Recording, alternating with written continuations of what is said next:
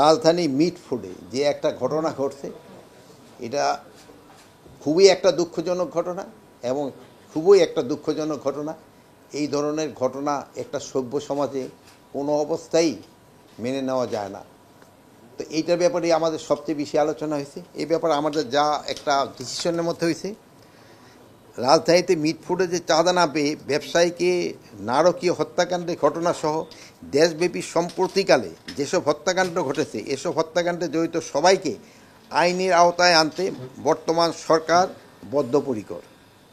এসব ঘটনার সুষ্ঠু বিচার ও দৃষ্টান্তমূলক শাস্তি নিশ্চিতকরণে সরকার কাজ করে যাচ্ছে। এই বিষয়ে আইনশৃঙ্খলা বাহিনী অত্যন্ত তৎপর ও ঘটনা ঘটার সঙ্গে সঙ্গে অ্যাকশনে যাচ্ছে এবং অপরাধীদের গ্রেপ্তার করছে। মিটফুডের নৃশংস হত্যাকাণ্ডের ঘটনা কি সরকার সর্বোচ্চ গুরুত্ব সহকারে দেখছেন। এই হত্যাকাণ্ডের দায়েরকৃত মামলায় প্রাথমিক তথ্য বিবরণীতে উল্লিখিত 19 জনের মধ্যে ইতিমধ্যে 7 জনকে র্যাব, সেনাবাহিনী এবং পুলিশ গ্রেপ্তার করেছে। ঢাকার বাইরে গোয়েন্দা দল বিভিন্ন জায়গায় অভিযান চালিয়ে অবশিষ্ট আসামিদের গ্রেপ্তারে কাজ করে যাচ্ছে। বুধবার সন্ধ্যার ঘটনার পরেই ঘটনাস্থল থেকে পুলিশ কর্তৃক মঈন ও সেনাবাহিনী কর্তৃক তারেককে অস্ত্রসহ গ্রেপ্তার করা হয়েছে। গত শুক্রবার বিকালে আরও 2 জনকে গ্রেপ্তার করা হয়েছে। তাছাড়া শুক্রবার রাত্রেও 1 জনকে গ্রেপ্তার করা হয়েছে। গতকাল শনিবার রাতে এই ঘটনায় ডিবি আরও 2 জনকে গ্রেপ্তার করেছে। সব মিলে এই ঘটনায় এই পর্যন্ত 7 জনকে গ্রেপ্তার করা হয়েছে, যাদের মধ্যে 6 জনকে ভিডিও ফুটেজ শনাক্ত করা হয়েছে। তদন্তে আরও আসামি পাওয়া গেলে তাদেরও আইনের আওতায় আনা হবে। এই বিষয়ে ডিবি টিম সক্রিয়ভাবে কাজ করে যাচ্ছে। এই ঘটনায় প্রশাসনিক এবং আইনশৃঙ্খলা বাহিনীর কোনো শিথিলতা ছিল কিনা তাও সরকার গুরুত্ব সহকারে বিবেচনা করবে এবং তাও খতিয়ে দেখতেছে। উল্লেখ্য যে এই হত্যাকাণ্ডের বিচার দ্রুত বিচার ট্রাইব্যুনালে নেয়ার পদক্ষেপ নেওয়া হয়েছে। ইতিমধ্যে খুলনা হত্যাকাণ্ড 1 জনকে গ্রেপ্তার করা হয়েছে। সরকার এই মর্মে বিশ্বাস করে অপরাধী যে দলেরই হোক না কেন, সে যে কোনো দলেরই হোক না কেন, কোনো রাজনৈতিক অথবা অন্য কোনো পরিচয়ে কাউকে ছাড় দেওয়া হচ্ছে না এবং ভবিষ্যতেও দেওয়া হবে না। কোনো অপরাধীকে পুলিশ প্রশ্রয় দিবে না। সামাজিক অস্থিরতা, অসহিষ্ণুতা, নৈতিক স্খলন প্রকৃতির কারণে সমাজে অপরাধ প্রবণতা দিন দিন বৃদ্ধি পাচ্ছে। দেশ ও সমাজ থেকে অপরাধ কমিয়ে আনার দায়িত্ব আইনশৃঙ্খলা বাহিনীর পাশাপাশি আমাদের সকলের। এক্ষেত্রে আইনশৃঙ্খলা বাহিনী, মিডিয়া, রাজনৈতিক দল, সামাজিক সংগঠন, অভিভাবক, ছাত্র, শিক্ষক, সাধারণ জনতা সহ সবাইকেই দায়িত্বশীল ভূমিকা পালন করতে হবে।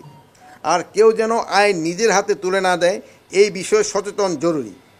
জননিরাপত্তা বিঘ্নকারী কোনো ঘটনা বা অপরাধ ঘটলে সেটা যেন দ্রুততম সময়ে আইনশৃঙ্খলা বাহিনীকে জানানো হয়।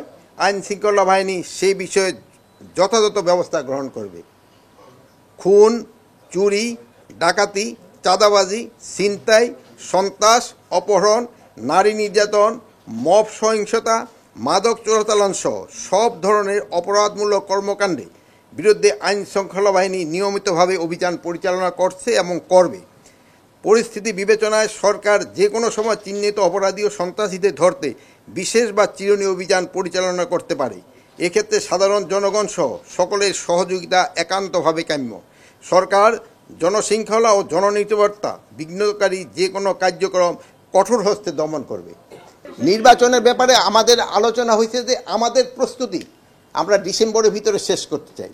নির্বাচন ক্ষেত্রে আপনারা জানেন এটা হলো আইনশৃঙ্খলা বাহিনী যেমন একটা স্টেক হোল্ডার, প্রশাসন হলো একটা স্টেক হোল্ডার, আর একটা স্টেক হোল্ডার ইলেকশন কমিশন, আর একটা হলো সবচেয়ে বড় হলো যারা ইলেকশনে অংশগ্রহণ করবে তারা।